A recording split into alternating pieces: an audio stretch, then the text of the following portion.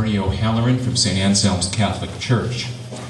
We all talk about emergency preparedness. Tonight we have a story about an emergency that's already occurring.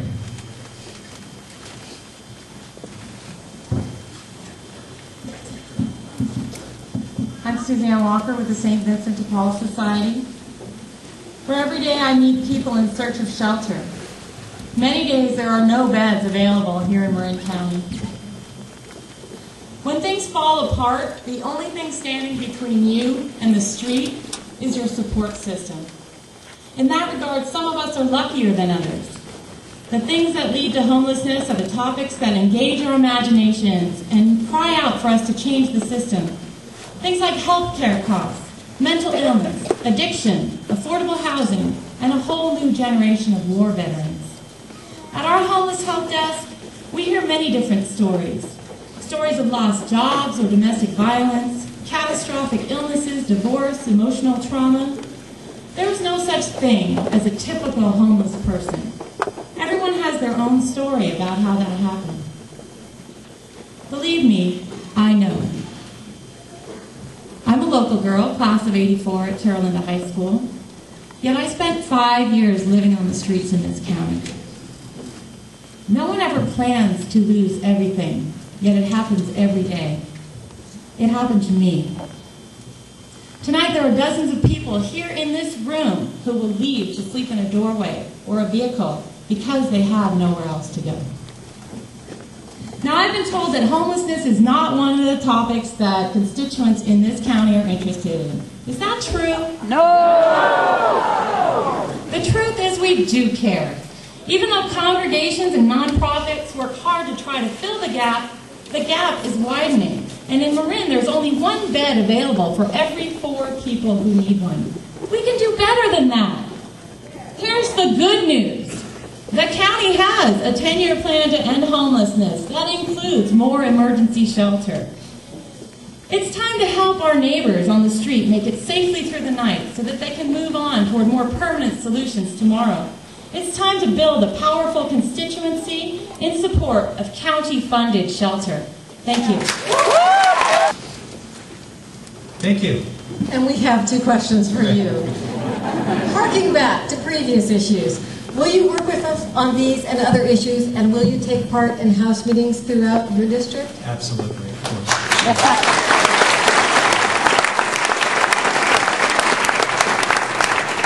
And with respect to the 2 issues that you raised, I want to raise a couple of things. First of all, I think as Assemblymember Leno pointed out, if we care about things like rent control and affordable housing, we absolutely have to defeat Prop 98 on the ballot this year. As communities of faith, you have an important role to play in that debate because the proponents of that ballot initiative are trying to scare people into believing the government wants to take. The proponents of that initiative are trying to scare folks into believing the government wants to condemn churches and take churches away. It's a false scare, but I think you as communities of faith have a very important voice to play in debunking that debate. On the Redwood landfill, my main focus as your state assembly member is doing what I can to support policies and incentives that dramatically reduce our waste stream and divert our waste to higher and better uses than simply burying it in the ground. Green waste is a great example of that, and I do have a bill that I'm very excited about that will create some major new incentives to take this green waste and instead of spreading it on our trash and burying it at the end of every day, divert it, and let's use it for fuel, let's use it for compost, let's help solve multiple problems at the same time while not building a higher and higher mountain of trash out by the marsh.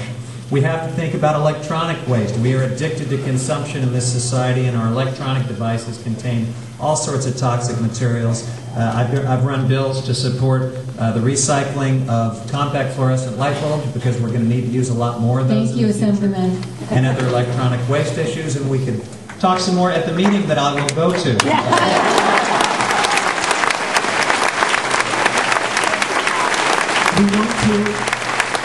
Good evening. I'm Marjorie Walters, Congregation Kosher Farm member and a psychologist in private practice in Marin.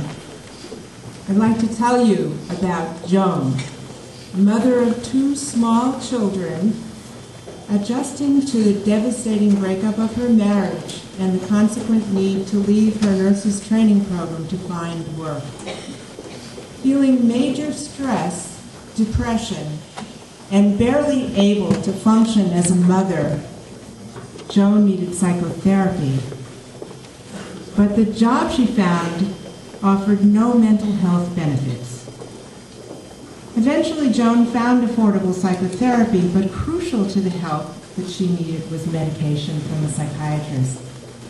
Thanks to a private program called MAPS, the Marin Alliance for Psychiatric Care, Joan went from being hardly able to get out of bed in the morning to becoming a functional parent and finding satisfaction in a newly established career.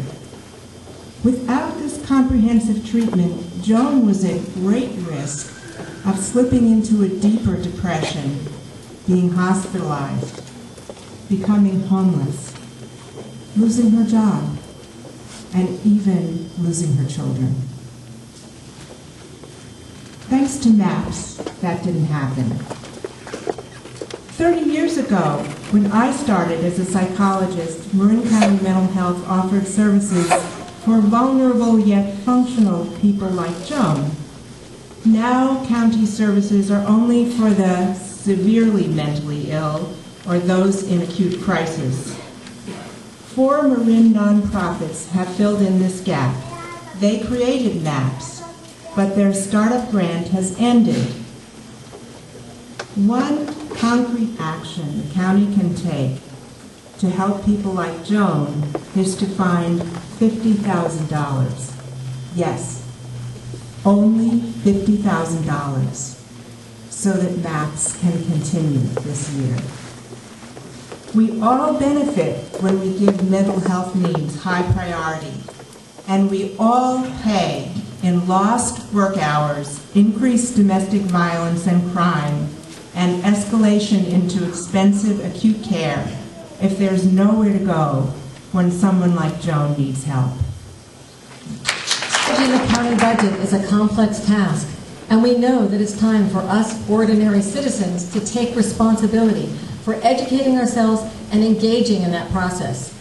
You will need a strong voting constituency to create political will to fund public goods like an emergency shelter and mental health care. We are up to the task of building that will. We have 2 questions for you. Will you work with us on these issues and others? And will you take part in a House meeting organized in your district? Do you expect me to say no?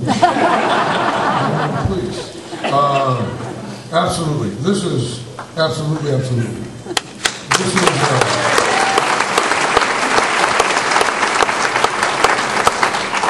This is an extraordinarily impressive turnout. It truly is.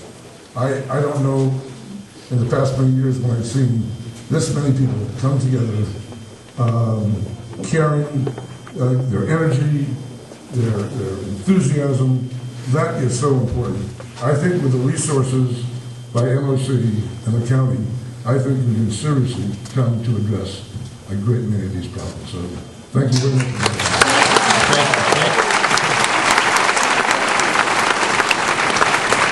And we have those same 2 questions for you. Will you work with us on these issues and others? And will you take part in a House meeting we will organize in your district? Well, I have been working on these issues with you, and I will continue to work on these issues, and I will certainly be happy to be at a House party in the district.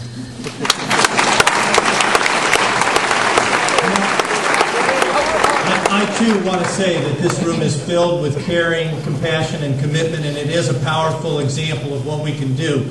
And as many as the problems as we have, I think it's important to recognize as well that this is a community that has been working hard.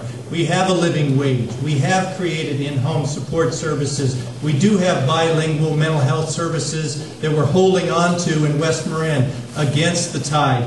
We have a social host ordinance to protect our children, and we've been working hard to create a health and wellness campus for all of the people of our county. We have school readiness programs that are focused 90% on people of color in our county. We have a county that cares. You are a community that cares. We have a board of supervisors that wants to work with you. I appreciate the opportunity. Thank you.